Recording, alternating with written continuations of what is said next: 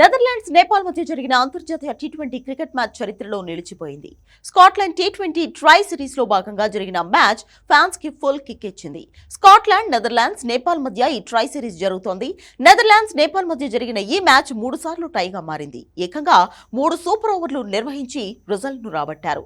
T20 చరిత్రలో ఇన్ని super ఓవర్లు జరగడం ఇదే తొలిసారి. తొలుత బ్యాటింగ్ కు వచ్చిన నెదర్లాండ్స్ జట్లు 20 ఓవర్లలో 7 వికెట్ల నష్టానికి 152 పరుగులు చేసింది. తేజాని డమనూరి 35, విక్రమ్జిత్ సింగ్ 30 పరుగులతో టాప్ స్కోరర్స్ గా నిలిచారు.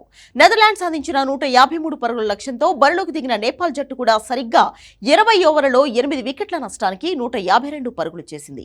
ఇరు జట్ల స్కోర్లు సమానంగా ఉండడంతో అంపైర్లు సూపర్ ఓవర్ కి వెళ్లారు. తొలుత బ్యాటింగ్ చేసిన నేపాల్ కుశాల్ 18 పరుగులు చేయడంతో ఒకే ఓవర్లో 1 వికెట్ నష్టానికి 19 పరుగులు చేసింది.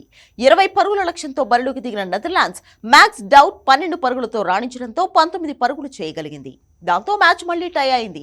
సూపర్ ఓవర్లోనూ టై కావడంతో అంపైర్లు మళ్లీ మరో సూపర్ ఓవర్ కి వెళ్లారు.